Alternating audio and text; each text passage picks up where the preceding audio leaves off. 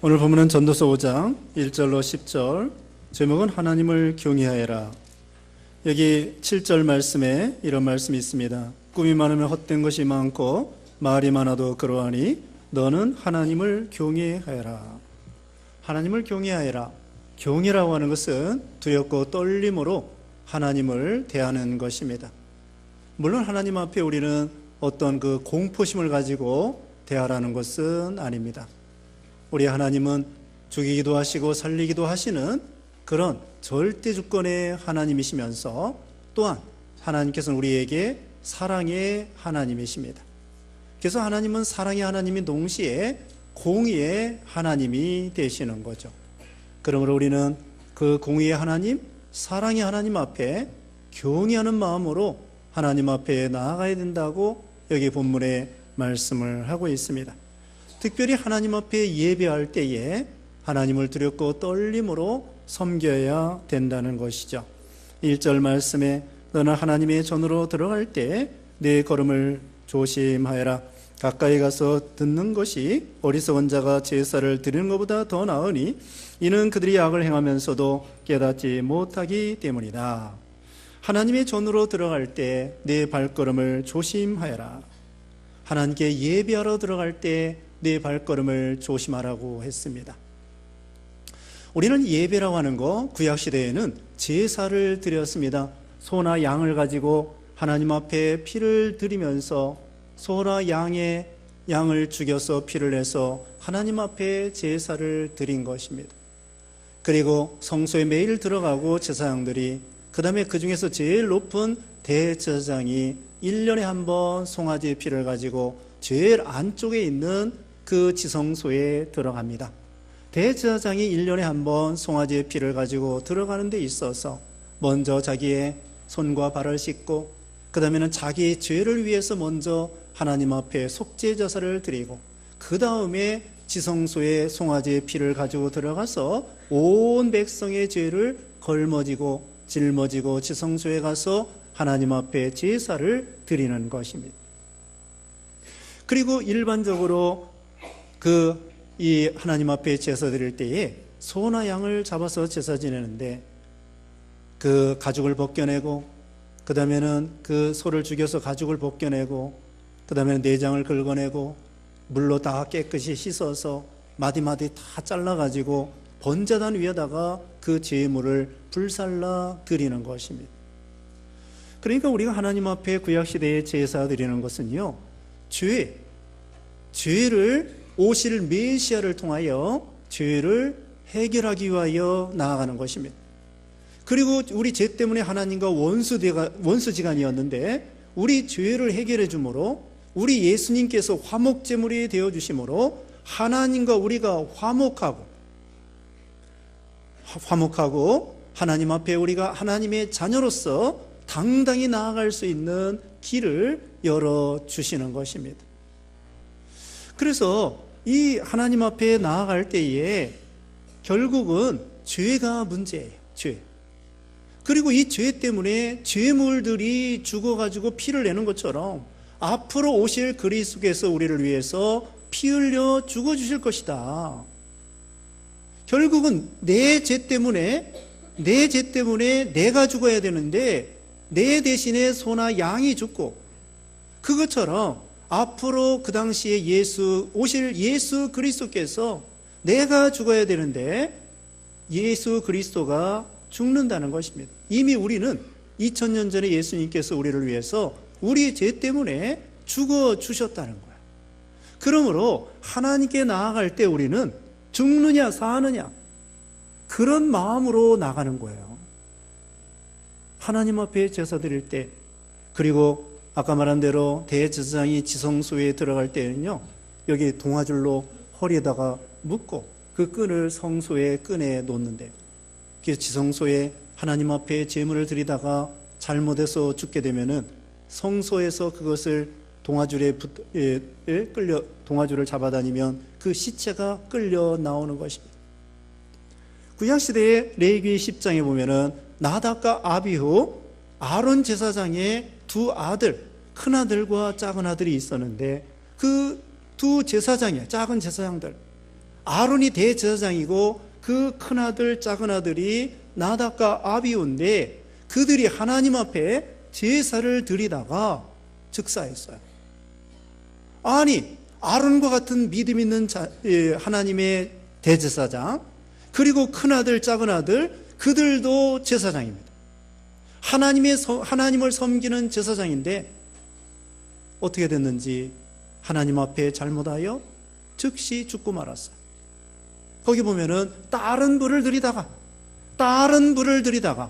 요즘 말하면은 다른 복음, 정통 바른 복음이 아니라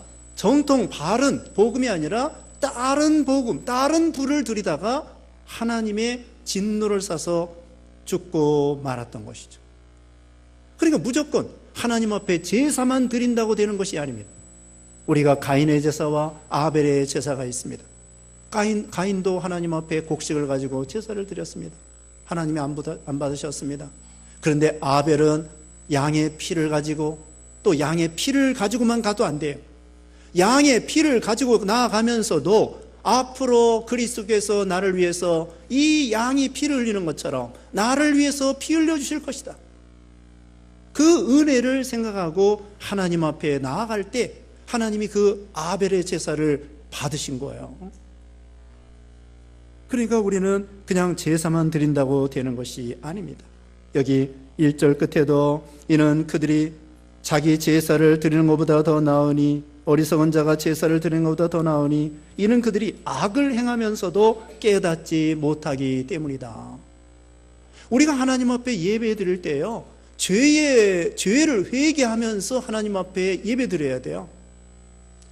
그래서 다시 말하면 구약시대에 거기에 손과 발을 씻고 제물들을 씻고 하나님 앞에 나아가서 제사를 드린 것처럼 로마서 12장 1절에 신약시대는 어떻게 될까요?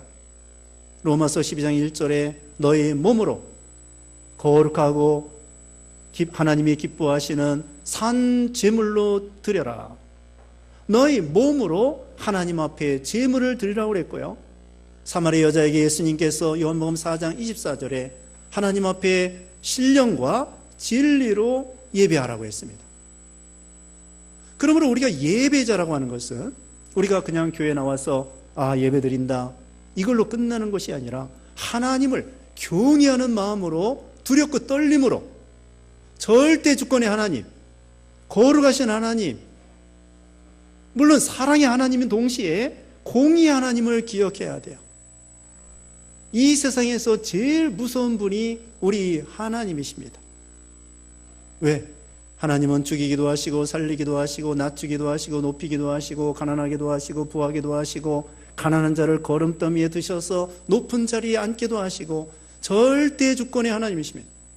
왕도 하나님 앞에 아무것도 아닙니다. 느부갓네살 왕이 바벨론 제국의 왕으로서 천하를 통일했지만 그가 정신병에 걸려가지고 7대를 짐승처럼 풀을 먹고 머리털이 독수리털과 같이 되고 발톱이 새발톱처럼 되었습니다. 우리 인간이 하나님 앞에 아무것도 아닙니다. 정신병이 다른 게 아니에요. 우리 머릿속에 물질이 도파민이라는 물질, 어떤 그 세로토닌이라는 물질, 도파민과 같은 그런 뇌의 신경 전달 물질이 조금만 더 나와도 정신병 걸리는 거예요. 갑상선 호르몬 조금 많아도 안 되고 조금 덜해도 안 되고 당뇨병, 인슐린이 조금만 적어도 당뇨병 걸리는 것입니다. 우리 인간 아무것도 아닙니다. 아무리 대통령이라고 해도, 아까 말한 느부갓네살 왕이라고 할지라도, 진시황이라고 할지라도, 천하를 통일했다고 할지라도 하나님 앞에서는 아무것도 아닌 존재죠. 그래서 이사야 2장 마지막에 그랬습니다. 너희는 인생을 의지하지 말라. 그 호흡은 코에 있나니 수에 칠 가치가 어디 있느냐. 우리가 숨 떨어지면요, 아무리 건장한 사람도 죽고 마는 것입니다. 시편 90편에 보면은 우리 인생들을 하나님께서 쓸어 가신다고 했습니다. 쓸어 가신다고 했습니다. 쓰나미가 몇만 명을 쓸어가는 것처럼 하나님은 절대 주권에 위대하신 거룩하신 하나님이셔요. 그래서 이사야 성경에도 이사야 6장에 보면은 거룩하다 거룩하다 거룩하다, 지극히 거룩하신 하나님. 모세도 히브리서 12장 21절에는 하나님 앞에 나갈 때 심히 떨린다고 했습니다. 모세와 같은 위대한 종도 죄 별로 없어요. 믿음 너무나 좋아요. 하나님의 위대한 종이에요. 그래도 하나님의 그 거룩한 모습 앞에 자기를 내놓을 때에 정말 하나님 앞에 나아갈 때 벌벌 떨 수밖에 없는 거예요. 그래서 출애굽기 40장에 보면은 성막을 다 건설해 놨는데 거기에 하나님의 영광이 구름으로 충만했을 때 모세와 같은 믿음 있는 종도 하나님 앞에 감히 그 성막의 그 순간에는 들어갈 수 없었어요.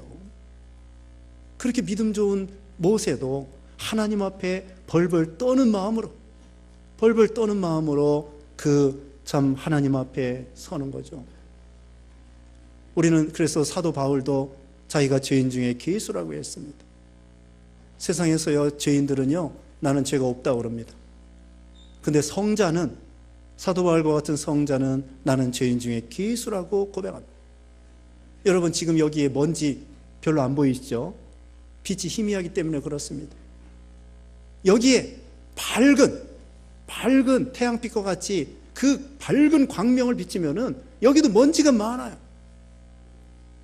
자기가 밝은 하나님 앞에 적나라하게 자기 자신을 내놓을 때에 과연 하나님 앞에 사도 바울은 죄인 중에 괴수라고 고백할 수밖에 없었던 거예요. 그러므로 우리는 하나님 앞에 들어갈 때에 예배드리러 전으로 들어갈 때 우리의 발걸음을 조심하라 그랬습니다. 우리는 우리의 뒤에 이제 말에 대해서도 나오지만은 말과 행동에 있어서 깨끗하고 거룩하고 회개하면서 하나님 앞에 예배 드리러 나가라는 거예요. 아까도 말한 것처럼 로마서 12장 1절에 거룩하고 기뻐하시는 산 제물로 하나님 앞에 드려라 말씀한 것처럼, 그리고 우리의 예배자의 삶이라고 하는 것은 그냥 예배당에서 와서만 거룩한 신자가 아닙니다. 하나님께서는 구약시대에는 성막이나 성전에 하나님이 계셨어요. 그러나 신약시대의 이 성전의 개념은 우리 신자들의 마음이 성령님이 들어와 계시는 성령의 전입니다. 고린도전서 3장 15절 16절에 우리가 성령님의 성전이 되어 있는 거예요. 여러분이 집에 가거나 학교에 가거나 직장에 가거나 사업을 하거나 무슨 일을 하든지 간에 교회에서만 하나님이 우리 마음에 들어와 계시는 것이 아니라 밖에 나가도 성령께서 여러분 마음에, 우리 마음에 들어와 계시는 거예요. 그래서 여기 보면은 하나님 앞에서라는 말이 2절에 나와요. 너는 하나님 앞에서 함부로 입을 열지 말고, 하나님 앞에서 신존재. 그래서 칼빈 종교개혁자는 코람데오, 하나님 앞에서 사는 생활, 그게 바로 참된 예배자의 참된 예배자의 삶이 된다는 것입니다. 그러므로 우리는 그냥 교회 와서만 예배자다, 예배드렸다, 그게 아닙니다. 우리는 생활에 있어서, 말에 있어서나 행동에 있어서나 심지어는 우리 생각에 있어서도, 마음과 생각하는 조차도 우리 하나님이 다 아셔요. 하나님이 마음을 지었기 때문에 마음을 다 아셔요. 우리는 옆에 있는 사람 마음 잘 몰라요. 그러나 하나님께서는 우리 마음을 지으셨기 때문에 우리 마음과 생각과 계획과 의도하는 것까지, 앞으로 내가 뭘 해야 되겠다, 그 의도까지 하나님 다 아셔요. 우리 말 아십니다. 우리의 행동을 다 아십니다. 그러므로 우리는 예배자로서 예배당에 와서만이 예배자가 아니라 우리의 현실 세상에서 하나님과 동행하는 삶이 되고, 양심 쓰는 생활이 되고, 하나님의 말씀을 듣고 순종하는 생활이 되고, 그런 예배자의 인격자가 돼야 된다는 것. 우리가 죄 없는 사람은 없죠. 누구나 다 저부터 죄인입니다. 그러나 좀 더 예배자로서 교회에서만이 경건이 아니고 교회 밖에서라도 우리가 참 믿음을 쓰고 순종하고, 그래도 부족하니까 교회 와서 하나님 앞에 회개하고, 그 다음에 또 말씀 듣고 순종하고, 그렇게 하는 것입니다. 그 다음에 이제 두 번째 말씀드릴 것은, 거기에 가까이 가서 듣는 것이 어리석은 자가 제사를 드리는 것보다 더 나으니 이는 그들이 악을 행하면서도 깨닫지 못하기 때문이다. 여러분, 악을 행하면서 제사를 드리는 거 하나님이 안 받으신다는 거예요. 차라리 순종이 제사보다 낫고 듣는 것이 수양의 기름보다 낫다고 사울왕에게 사무엘 선지자가 책망했잖아요. 사무엘상 15장 22절에 듣는 것이 수양의 기름보다 낫고 순종이 제사보다 낫다 그랬습니다. 하나님 앞에 우리가 소나 양을 구약시대에 드릴 때에 그 소나 양을 하나님이 잡수시는 것이 아닙니다. 하나님이 무슨 피를 잡수시는 것이 아니에요. 영이신데 하나님은 그 믿음을 보시는 거예요. 아, 구약시대에 앞으로 오실 그리스도를 너희가 믿는 거구나. 지난 시간에 아브라함이 믿음을 지켰죠. 믿음 지킨 거 그거 하나님이 기뻐하시고 영광을 받으셨다고 그랬잖아요.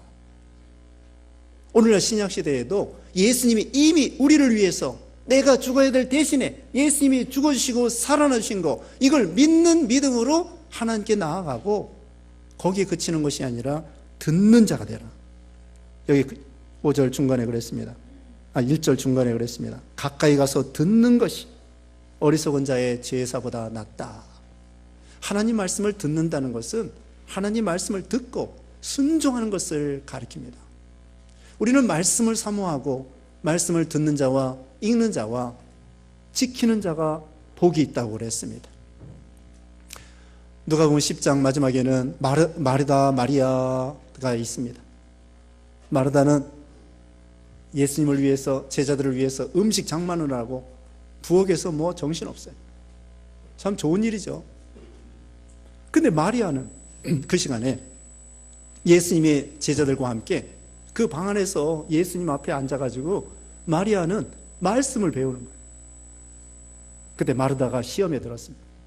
자기는 그 한 10몇 명, 20명 예수님의 제자들 먹이려고 막 분주하고 음식 만들라고 정신없는데 동생인 주제에 예수님 앞에 앉아가지고는 일도 안 도와주고 글쎄 그냥 놀고, 마르다가 그렇게 생각하는 거예요. 놀고 가만히 앉아가지고 편안하게, 자기는 바빠 죽겠는데.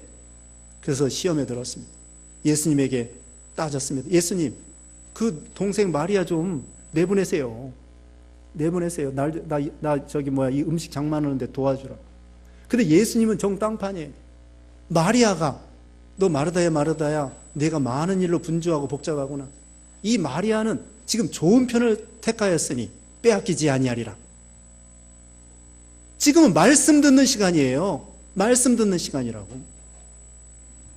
말씀 들을 시간에는 말씀을 듣고, 음식 장만할 시간은 음식을 장만하고. 근데 음식 장만하는 것보다 말씀 듣는 것이 더 중요해요. 우리가 육신의 양식도 중요하지만 영의 양식이 더 중요한 거예요. 예수님께서 그랬습니다. 마귀가 돌을 가지고 떡떡이 만들어 먹으라고 하니까 예수님이 말씀하시기를 사람이 빵으로만 사는 것이 아니라, 떡으로만 사는 것이 아니라 하나님의 입에서 나오는 말씀으로 사느니라. 말씀이 중요하다는 거예요. 그래서 여기도 말씀을 듣고 우리가 하나님께 참된 예배자, 하나님을 경외하려고 하면은 하나님의 말씀을 듣고 그 말씀대로 고치고 회개하고 순종하는 그런 삶이 되어야 된다는 거예요. 그게 바로 하나님을 경외하는 것입니다. 아니, 아버지가 명령했어도 저기 가서 논 갈아라, 밭 갈아라, 아들이 순종하지 않았습니다. 그건 아버지를 무시하는 거예요. 대통령의 말을 무시하는 것은 대통령을 무시하는 것입니다. 하나님의 말씀을 무시하는 것은 하나님을 무시하는 거예요. 그래서 하나님을 경외하는 마음으로 하나님의 말씀을 듣고 순종하는 사람이 되라.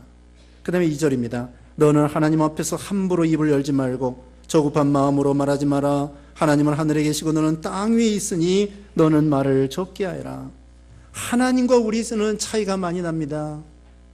하나님은 우주를 창조하신 분이요, 사랑이 무한하셔서 독생자 예수님을 우리를 위해서 내어주신 분이시요, 또 죄에 대해서는 미워하셔서 예수님이 우리 죄를 짊어졌으니까 예수님까지도 죽일 수밖에 없는, 죽게 내버려 둘 수밖에 없는 그런 공의의 하나님이시고, 창조주 하나님, 지난 시간에도 말씀했습니다. 없는 것에서 있는 것을 부르신 하나님, 창조주 하나님, 전능하신 하나님, 무한하신 하나님, 거룩하신 하나님, 인생의 생사화복을 주관하신 하나님, 죽이기도 하시고 살리기도 하시고 가난하게도 하고 부하기도 하시고 낮추기도 하시고 높이기도 하시는 하나님, 왕도 세우기도 하고 패하기도 하시는 하나님, 주권의 하나님이셔요. 근데 우리는 뭡니까? 우리는 너무나 무지몽매합니다. 하나님의 사랑도 조금밖에 모릅니다. 하나님의 능력과 권능과 이거 잘 모릅니다. 믿음도 별로 없습니다. 우리는 무지몽매한 거예요. 내일 일을 알지 못한다고 했습니다. 함부로 말하지 말라고 했습니다. 어떤 사람이 여기 야고보서 4장 13절에 아무 도시에 가서 1년을 유하면서 장사하여 돈을 많이 벌어봐야 되겠다. 그때 하나님께서 말씀하시기를 너의 인생이 무엇이냐? 너희는 잠깐 보이다가 없어지는 안개니라.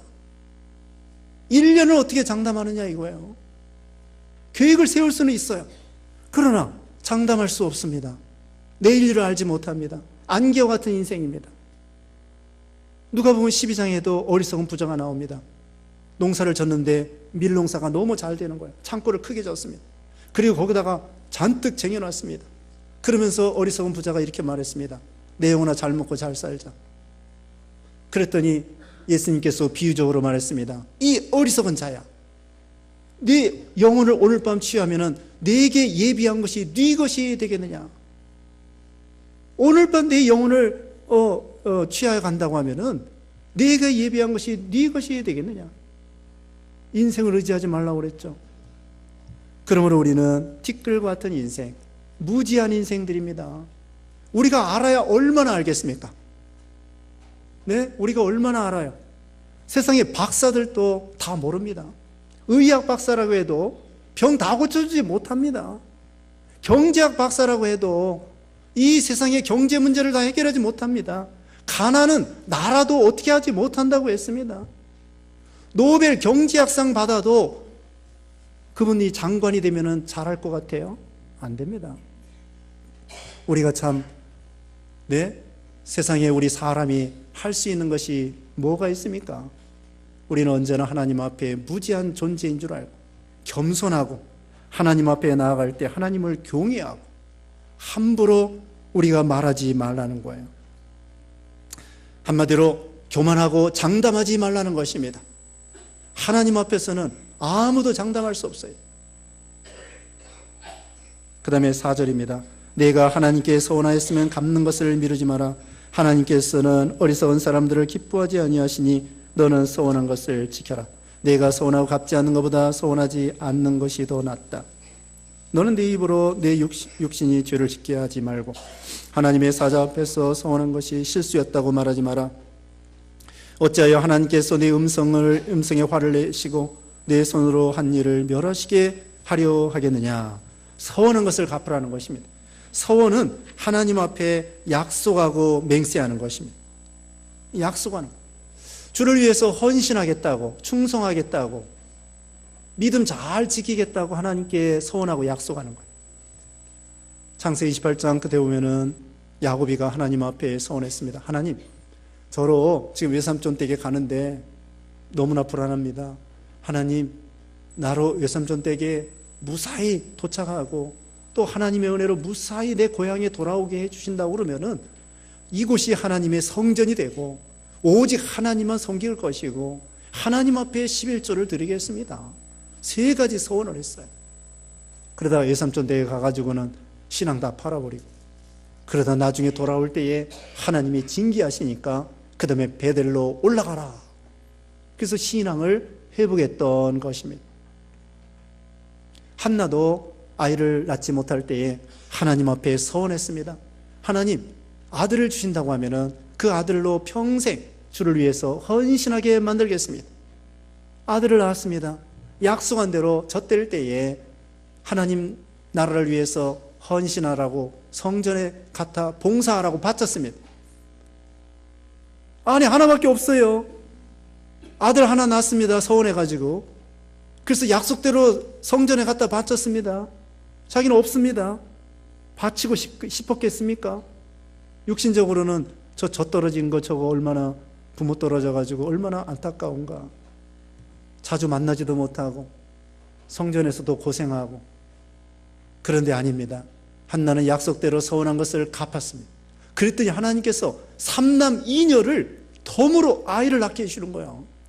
원래는 아이도 못 낳던 여자인데 하나님께 서원해서 사무엘 선지자를 낳고 그 다음에는 삼남 이녀를 덤으로 하나님께 서원을 갚으니까 더 큰 축복을 해 주신 거죠. 어떤 목사님들은 6.25 때요, 이남에 내려오는데 막 폭탄이 떨어지는 거 옆에서 막 사람들이 죽어나고 막 아우성치고, 그런데 숨으면서, 굴에 숨으면서 하나님 제발 저를 살려주신다고 하면 주의 종이 돼가지고 평생 주를 위해서 헌신하겠습니다. 그래서 살아났대. 살아나가지고 정말 목사님이 돼가지고 헌신했던 그런 분들이 많이 있었답니다. 어려울 때, 환난 때 하나님 앞에 서원하는 거예요. 하나님, 이 어려움을 통과해 주시면, 이 환난과 시험을 이기게 해주시고 하나님이 도와주실 것 같으면 내가 주를 위해서 헌신하겠습니다. 충성하겠습니다. 믿음 지키겠습니다. 예배자가, 참된 예배자가 되겠습니다. 그렇게 하나님 앞에 서원한 거 하나님께 갚으라는 거예요. 믿음 잘 지키기로 결심한 거 갚으세요. 그런데 갚으면은요, 하나님께서 덤으로 더 주셔요. 하나님은 잘라먹는 깍쟁이 하나님이 아니십니다. 충성하기로 결심하고 봉사하면 하나님이 복을 주신다는 거죠. 8절입니다. 만일 내가 어느 지방에서 가난한 자를 학대하고 공평과 정의를 무시하는 자를 보면 그것 때문에 놀라지 마라. 높은 자를 감시하는 더 높은 자가 있고 또 그들 위에는 더 높은 자들이 있기 때문이다. 하나님이 제일 높은 줄을 알라는 것입니다. 어느 지방에 가난한 자를 학대하고 공평과 정의가 무시되는 그런 곳이 있었다는 거예요. 3장 16절 봅니다. 3장 16절. 3장 16절에 내가 해 아래서 또 보니 재판하는 곳에 악이 있고 의가 있어야 할 곳에 악이 있었다. 가장 세상에서도 공평해야 될 재판장에서 재판장이, 판사가 재판을 삐뚤어 하는 거예요. 억울합니다. 법 잡은 사람들이 오히려 법을 악용해가지고 사람들을 억울하게 만드는 거예요. 권세 있는 사람, 돈 있는 사람, 세상에서 주먹이 센 사람, 이런 사람들이 가난하고 권세 없고 이런 사람들 억울하게 하는 경우가 많다는 거예요. 판사들도 죄져가지고요 감옥에 가요. 검사도 죄져가지고 감옥에 가요. 그 사람들이 얼마나 많은 사람 감옥에 쳐넣겠습니까? 그러나 여기 있는 대로 불공평하게 판사가 죄를 져도 감옥에 안 가고 검사가 죄를 져도 감옥에 안 가고 불공평할 때가 종종 있습니다. 어떤 사람은요, 죄도 없는데 사람 죽였다고 10년, 나중에 보니까 다른 사람이 범이냐? 얼마나 억울하겠습니까? 세상에는 이런 억울한 일이 많아요. 내 땅인데 억울하게 쫓겨나고, 북한에서 그랬대잖아요. 공산당이 와가지고 내 땅인데 나가라, 유산자들, 부르주아들 나가라, 다 내쫓았어요. 어떤 사람 땅 문서 아직도 가지고 있다네요. 북한에 있는 땅 문서. 통일되면 효과 있을까요? 기대하고 있대요. 그런데 될까 말까 모르겠습니다. 근데 통일되면요 좋은 점이 있어요. 북한의 모든 땅은 정부 땅이니까 나눠주면 돼요. 팔아먹으면 돼요. 임대해주면 돼요. 그게 좋은 것 같아요. 북한의 땅 저기 다 정부 거니까 임대해주는 거야.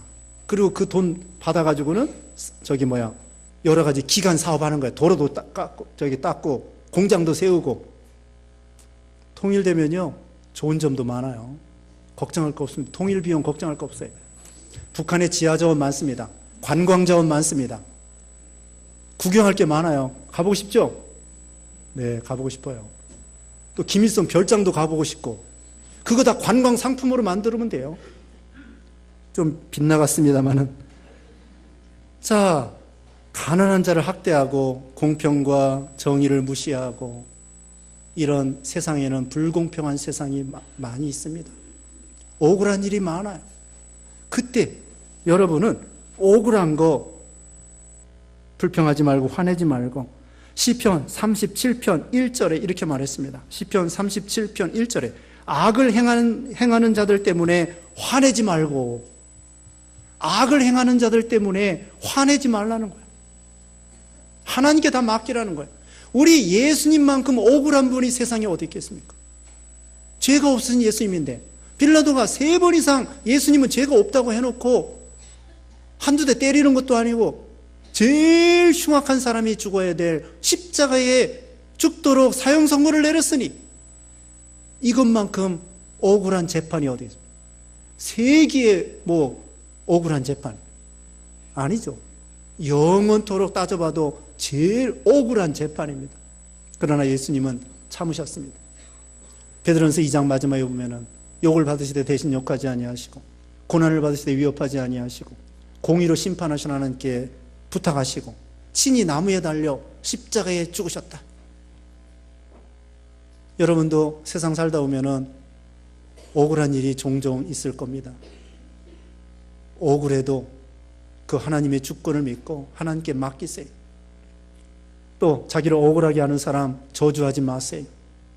오히려 축복하세요. 예수님이 십자가 억울하게 죽으실 때에 자기를 못 박는 사람들을 위해서 예수님이 기도해 주셨던 거예요. 얼마나 위대한 예수님이십니까? 우리가 그런 예배자가 되라는 것입니다. 그런 성도가 되라는 것입니다. 하나님의 주권을 믿고 모든 거 하나님께 맡기고 감사하고 기뻐하고, 무슨 선한 하나님의 뜻이 있겠지 모르게 우리가 배우고 있습니다. 요셉도 억울하게 감옥에 갇혔습니다. 술가는 자에게 꿈을 해석해 줬습니다. 당신이 복권하거든 나를 좀 풀어주세요. 나는 여기 갇힐 만한 죄를 짓지 않았습니다. 그런데 웬걸 술가는 장이 싸그리 잊어버렸습니다. 2년 후에 바로왕이 꿈꿀 때 그때 생각났습니다. 그때 요셉을 등용했습니다. 미리 만약에 요셉이 대접을 받고 풀어져 나가지고 자기 고향에 돌아갔다고 하면 2년 후에 바로왕이 꿈꿀 때 요셉을 어디 가서 찾아와요? 요셉이 꿈을 해석해 줘야 되는데, 요셉이 꿈을 해석해 주지 아니하면 애굽 사람 다 죽습니다. 굶어 죽어요. 7년 동안 흥청망청 살다가 7년 흉년이 드는데 다 죽어. 자기 민족도 죽어. 그 2년 동안 묵혀된 것이 총리가 되고 나중에는 자기 민족을 살리고 이집트 사람 다 살리고, 얼마나 위대한 역사가 있습니까? 참으라는 거야. 억울해도 참고 대접 안 해줘도 참고. 9절에 땅의 소산물은 모든 사람을 위하여 있으니 왕도 밭의 소산을 받는다. 돈을 사랑하는 사람은 돈으로 만족하지 못하고 부를 사랑하는 사람은 소득으로 만족하지 못하니 이것도 역시 헛되다. 돈을 벌어야 됩니다. 그러나 돈을 사랑하는 것이 일만하게 뿌리라고 디모데전서 6장 10절에 그랬습니다. 돈이 우상이 되면 안 돼요. 돈이 하나님이 아닙니다. 우리는 하나님을 하나님으로 경외해야 되지 돈을 경외하면 안 됩니다. 우리가 먹을 것과 입을 것이 있으면 족한 줄 알고, 또 주 안에서 참된 만족과 자족하는 신앙을 가지고 사람이 빵으로만 사는 것이 아니라 하나님의 입에서 나오는 말씀으로 살 줄 말고 하나님을 경외하고, 참으로 오늘 있는 말씀대로 참된 예배자의 삶을 하나님 앞의 삶으로 하나님을 경외하여 하나님과 동행하고 하나님을 기쁘게 해드리는 여러분 되시기를 주님의 이름으로 축원합니다. 기도하겠습니다. 만복의 근원 되신 우리 하나님 아버지, 사랑이 무한하시고 또 죄에 대해서는 심판하시는 공의로우신 하나님, 우리가 하나님 앞에 나아갈 때, 예배할 때에 우리의 발걸음을 참으로 조심하게 하시고, 또 우리의 듣는 것이 참으로 어리석은 자의 제사보다 낫다고 했사오니 하나님을 경외하고 말씀을 순종하고, 또 참으로 말을 함부로 하지 아니하고 장담하지 아니하고 하나님이 복 주시면 될 줄 믿고 하나님을 두렵고 떨림으로 섬김으로 하나님이 주시는 복을 받는 모든 참된 예배자들이 다 되게 해주셨기를 원하옵고 예수님의 이름으로 기도드리옵나이다. 아멘.